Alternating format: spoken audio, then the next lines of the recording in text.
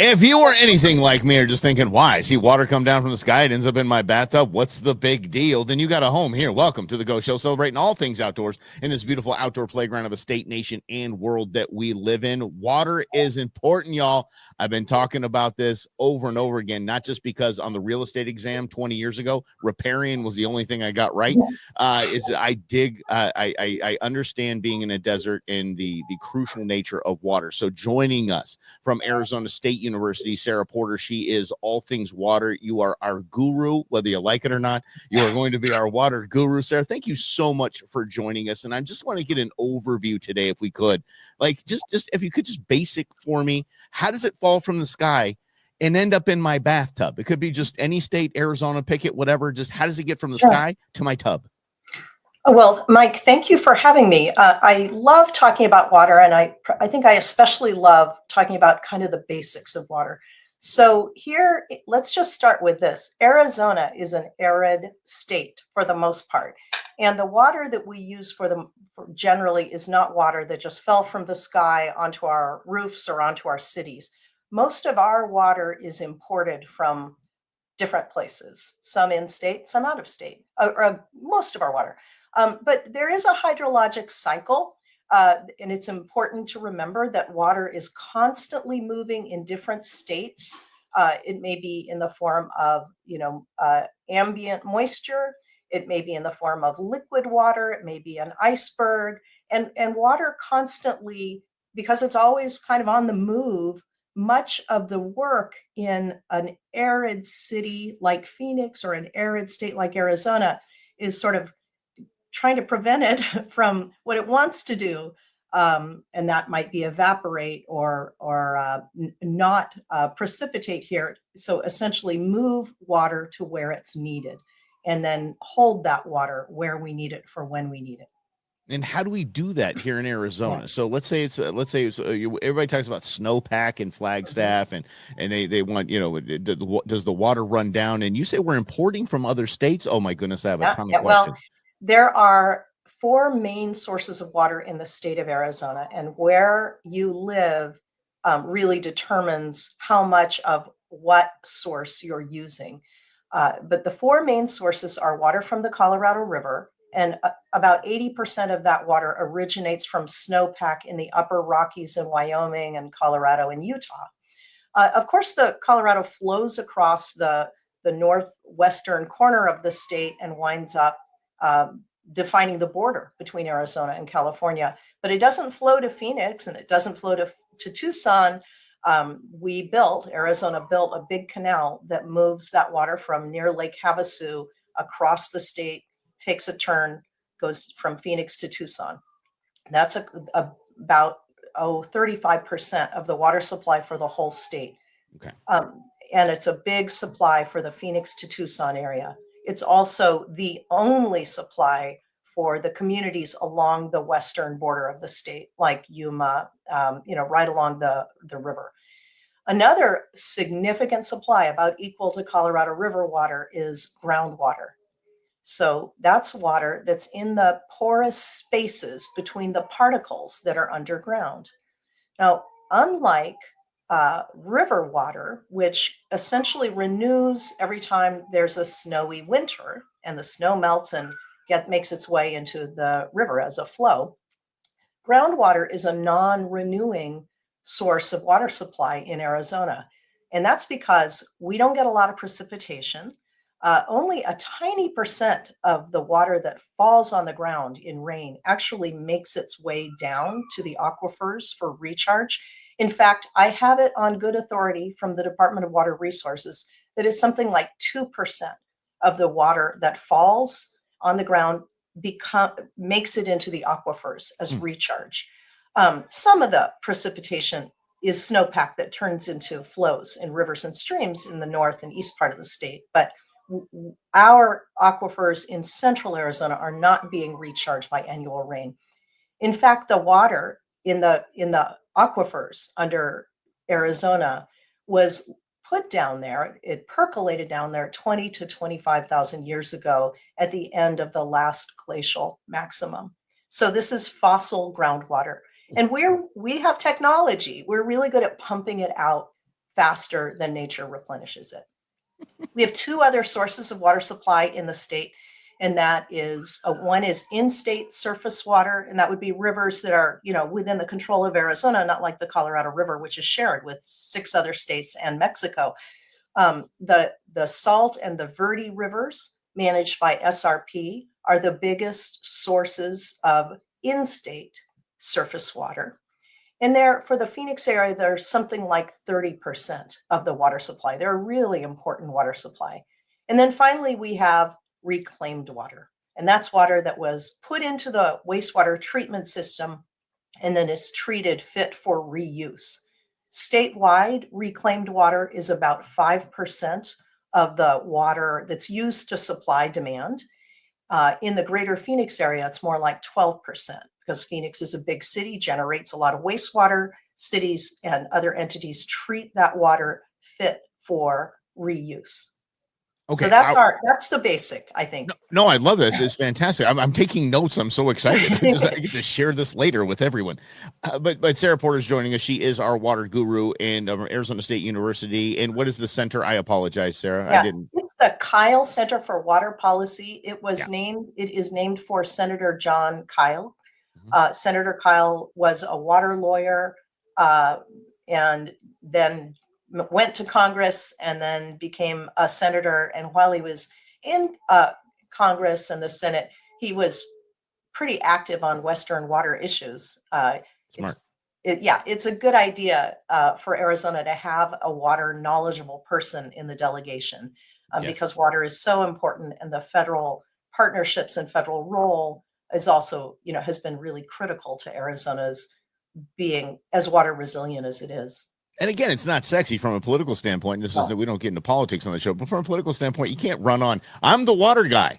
Hey, vote for me. I'm the water guy. You have to have all these other salacious and hot topic issues that seem to be more driven to drive votes. Water doesn't. But I see these 4 ways that Arizona's getting water.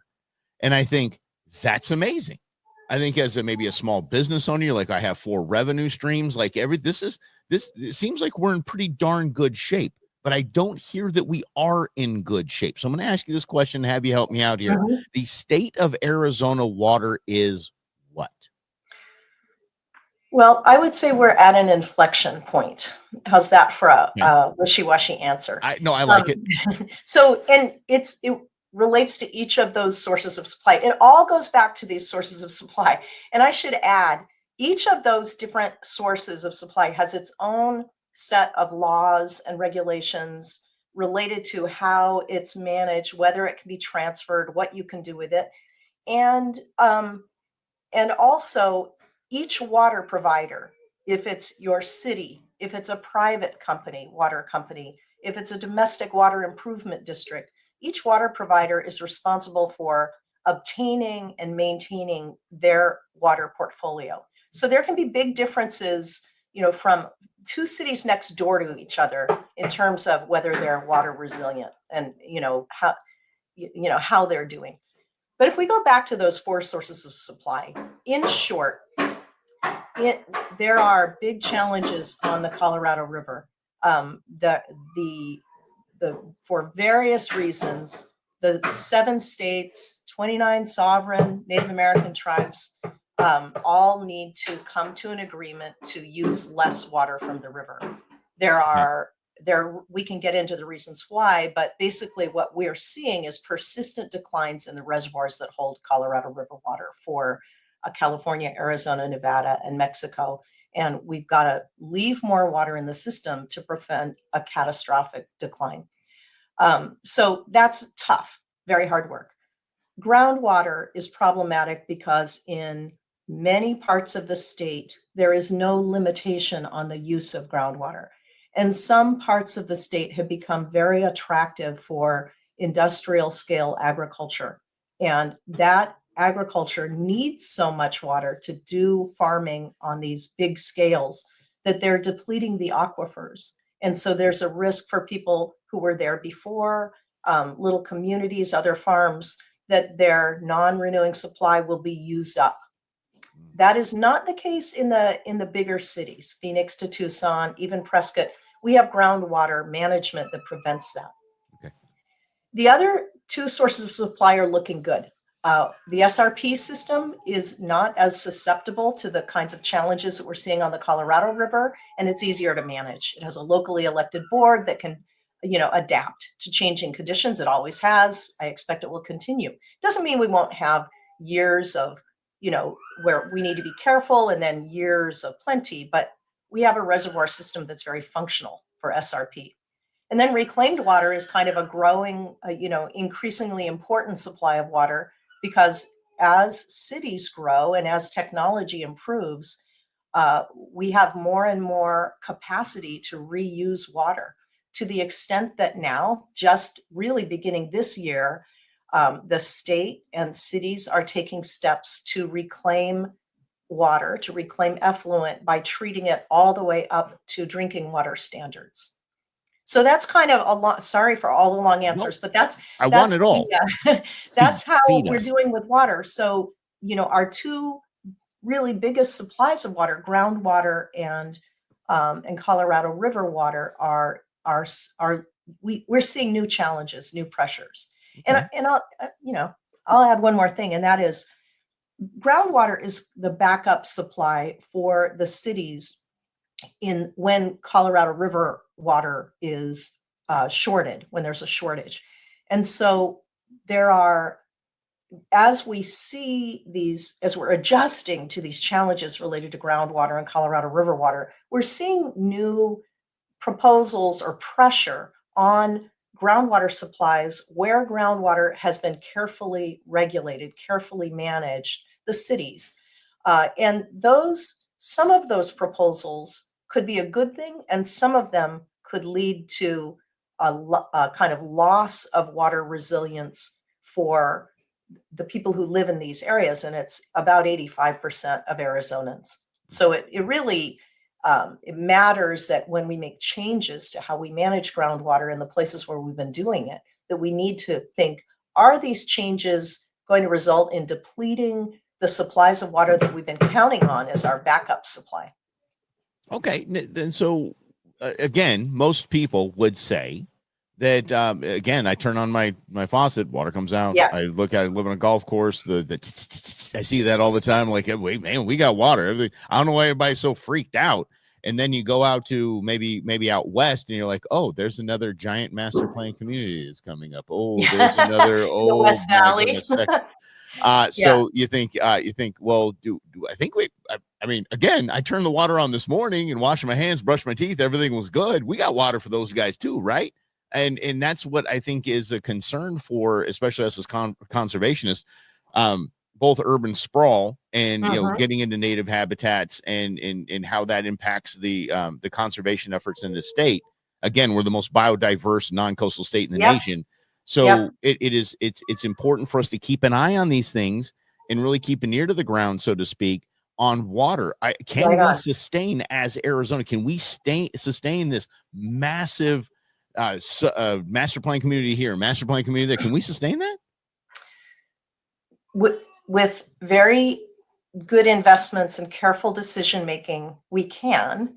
Okay. But of course, there are lots of folks who, resist those investments and decision making. And Okay. so it winds up being, a difficult issue. In so we have these places in the state where in 1980, the state imposed groundwater management. And really, this isn't just groundwater management, it's management of water supplies for sustainable growth. And in these areas, so this is Phoenix, the Pinal County area, Tucson, and Prescott. Very recently, in the southeastern part of the state, people voted in, and then in one instance, the Department of Water Resources created two more brand new of these areas, active management areas. And all that growth that you're talking about is primarily occurring in the Phoenix active management area, though some of it is, in the Pinal, and some of it is in Tucson, a little bit in Prescott. Most of that growth is in active management areas. In these areas, there is a rule under our groundwater laws that says you can't build a new subdivision of 6 or more lots for sale, meaning master plan community, unless you first demonstrate 100-year supply of water, and that the water the use of the water is consistent with the management plan for this area. And this kind of complicated description of regulations means that we have pushed growth on renewable supplies of water. When growth is on groundwater, the people who use the groundwater are actually paying what is kind of like a property tax to replenish the groundwater they use. So there's an agency that has to go out and get the water and replenish groundwater equal to what those groundwater reliant new subdivisions are using. So we can, it's not that hard to, it's expensive and it is hard, but it's feasible to add water to be used for urban growth. And the way our laws currently work, that's kind of forced. We're kind of at the point where that is what has to happen. Of course, that isn't the preference of the industries that want to do that growth. I mean, and so there's pressure to ease up on these rules. And they can make some arguments that there's room to ease up on these rules without putting everyone at risk. But that's really where we are right now. Okay. And then we get into bigger questions of sustainability, like where is the new water going to come from? What will the impacts of that water be on the place from which the water is removed? What are the disturbances that will occur to convey that water? And those are, it really is going to depend on what water supply we're talking about. One more thing, and that is that where you're growing is the whole question. So in most of the greater Phoenix area, same with Tucson, the kind of bigger, older communities, they have water in their portfolio to accommodate a lot of growth. But that growth is going to be denser and denser, right? The land values are so high, that growth is going to be vertical. Higher density is good for water management. It means that more and more of the water that's used is being put back into the system rather than spread out over people's lawns and pools. And so it means that water can be reclaimed. It's less water use per acre. A new subdivision out in the far West Valley on previously undeveloped desert, let's say, that is all new water demand. And that is more challenging for growth than, growth in an older city. Okay. But okay, so let's talk about the challenge then. Because I did pay attention. I did even take notes. We got the Colorado River. We have we have parts of town that don't have access to a renewable supply of water. All of the growth in Buckeye, for example, all of the growth in Queen Creek, that growth has been on groundwater under this replenishment program where, all of the groundwater that they use has to be replenished by some new supply. And we're at the point where our Department of Water Resources has said, we're at the limits. There are actually several limits now on that kind of groundwater-based growth. And so that potentially could push more vertical, higher density growth that winds up being less water per capita, less water per acre, a more water sustainable form of growth. Or we could have inroads into this complex system of water management and basically have more of that kind of outward, growth in those peripheral parts of Phoenix that winds up effectively reducing everybody's water security. Alternatively, those entities that, developers and others, and the city of Buckeye, the mayor of Buckeye likes to say Buckeye's the next Phoenix, I know. They could get it together and go develop a new water supply. And there are some opportunities for new water supply, but that's a lot more expensive and time consuming than the old program.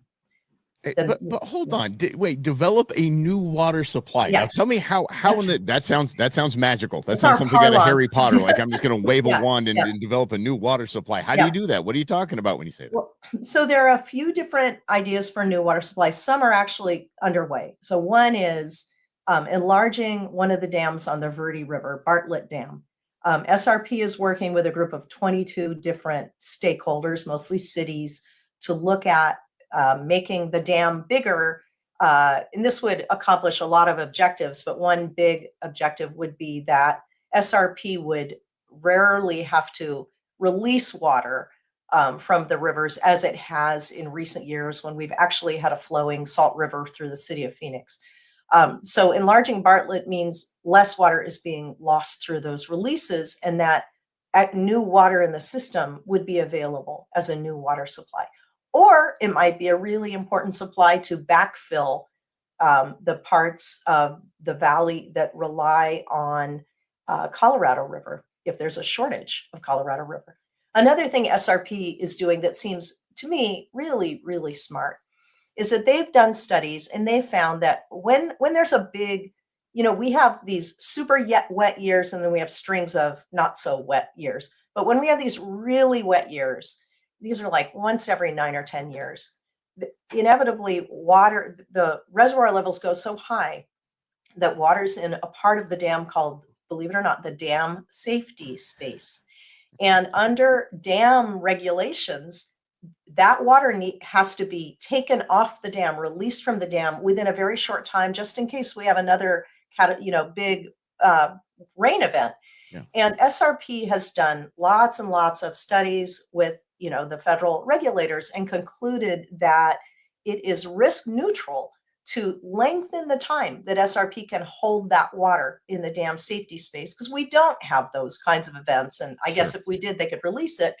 And if they have more time, they can take that water off and put it in aquifers. So just lengthening their time to about 90 or 100 days from 20 days means that they can capture all that extra water instead of, again, releasing it. Those are very accessible projects to get more water. I can think of three more.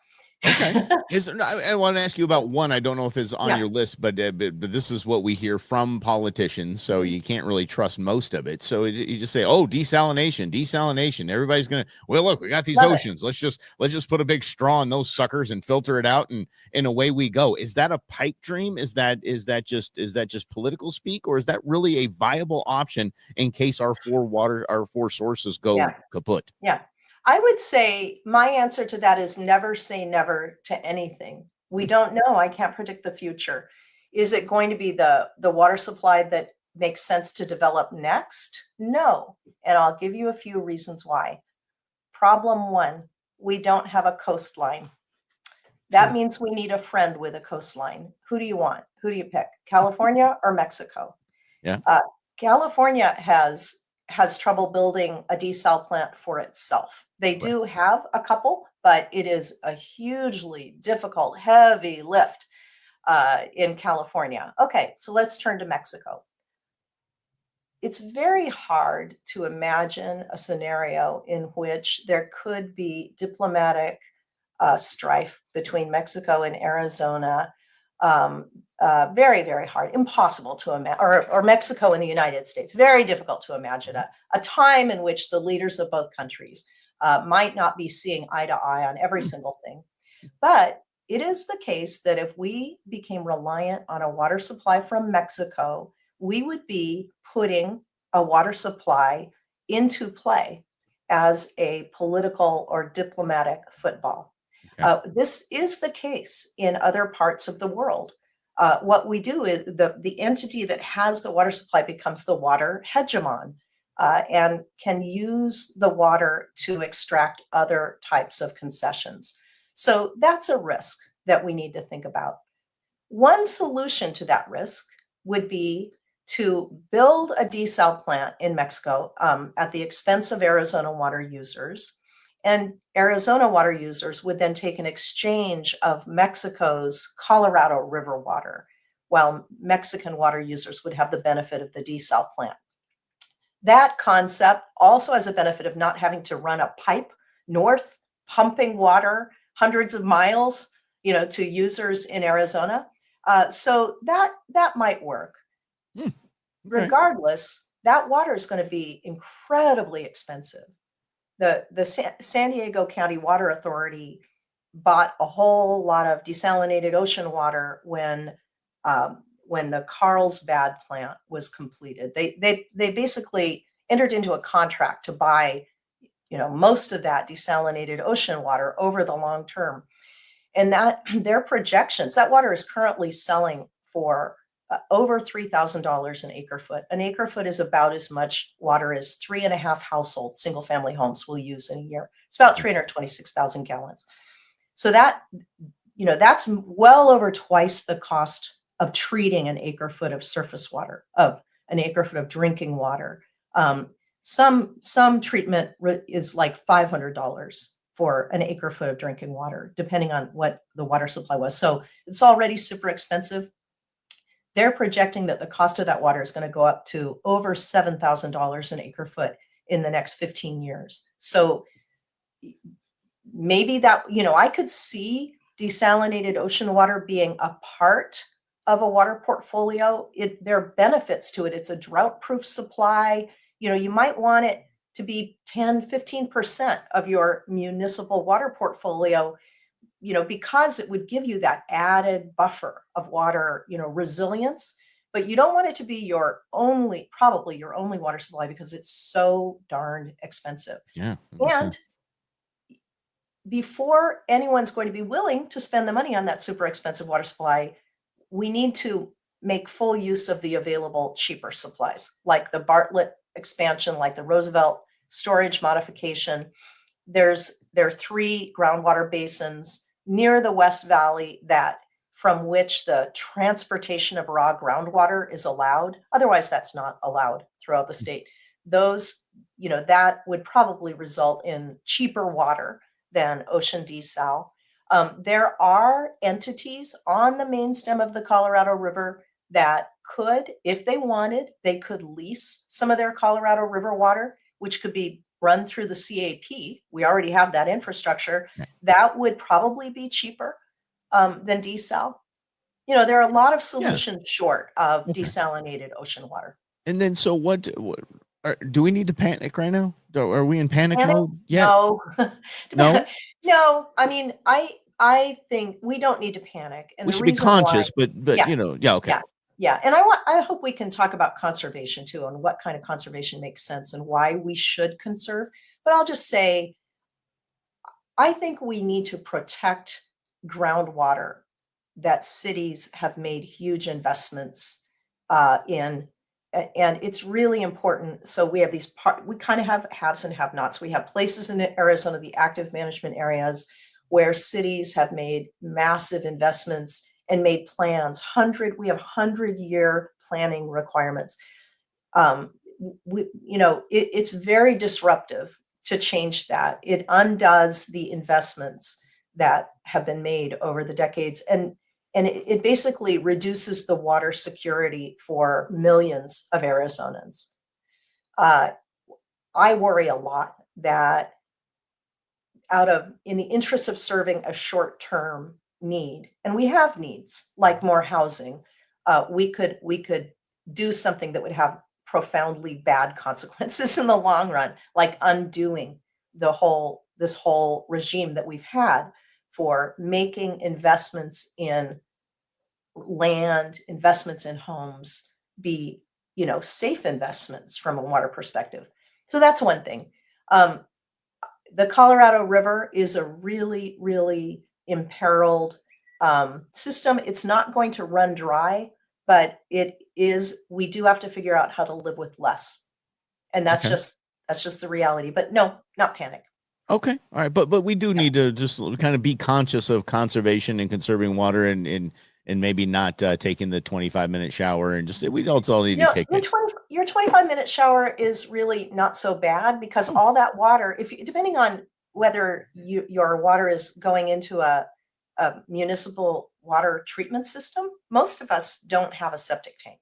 If you have a septic tank, then conserve don't take that long shower.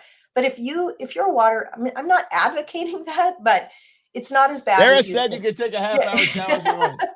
The occasional bath, the bubble bath, the candles, that water is going to be reclaimed and reused. Okay. So the water that you use indoors, other than for cooking and cleaning, is going to be reclaimed and reused. Okay. It's your outside water that cannot be reclaimed, right? So being careful with the water that we use outside is really the way to help. If we're conserving water to sort of help, the greater good, then that's what we should do. But for a long time, I wanted to use less water and conserve water because I imagined that water was going to stay in a beautiful natural place. And I would think, well, we need to think about the beautiful places, the beautiful streams and the beautiful wetlands in Arizona. And we know that is critical for wildlife. So I would conserve water for that. And the reality is, because of this system that we have of how our water is imported and impounded in reservoirs, and groundwater is a big supply, my conservation, not a drop of it, not a drop, was resulting in a benefit to habitat. Okay. So I think it's also important to make sure that we are conserving for the right reasons. And the main reason to conserve these days, if you live in a place where you're served by a municipal water provider, by a private water company or a city, is that when you use less over the long term, then the provider has an easier time meeting demand with the portfolio that the provider has in hand. That's the big. Doesn't that sound enticing? It so does. I really don't want to help my water company out to just raise the rates. I really don't want to help them out right now. And I mean, most of the bigger, older cities do have a reliance on Colorado River water. And so, reducing our per capita reliance on Colorado River water really helps the city meet that challenge of how to make sure that we all have the water we need when Colorado River water is in shortage. Yeah, basically just treat water like you are when you're out on an extended hunting trip or a camping trip and things like that. You're like, this is how much water we have. Just at least be conscious of it, right? Yeah. I think so, but I'd say I have different standards of hygiene when I'm on a camping trip than at home. Yeah, I take a dude wipe and just go to town. We're good. Exactly. Like, been 6 days and no shower, that's okay. I don't think I Right. want to live that way at home, and we don't have to, fortunately. Okay. And we really, it is kind of amazing that that almost all the water that we use indoors is reclaimed and put to a use that mostly benefits us. A lot of that water cools the Palo Verde nuclear power plant. And, that treated effluent is being used to generate electricity for, thousands and thousands and thousands of homes. That's great. Cities take reclaimed effluent, treated effluent, and they recharge aquifers with it. So that's a water supply for the future. And cities are getting ready to treat that all the way up to drinking water standards so that it can be redelivered.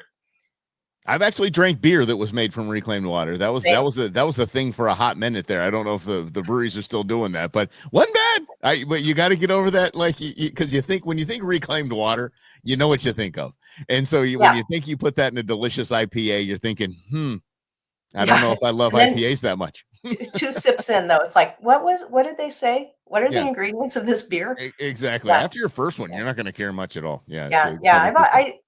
I've drunk a lot of that that advanced purified water in my career, and I always like to say, like, I'm healthy. There you go. You're here. Grown an inch or two taller. Got smarter. It was good for me.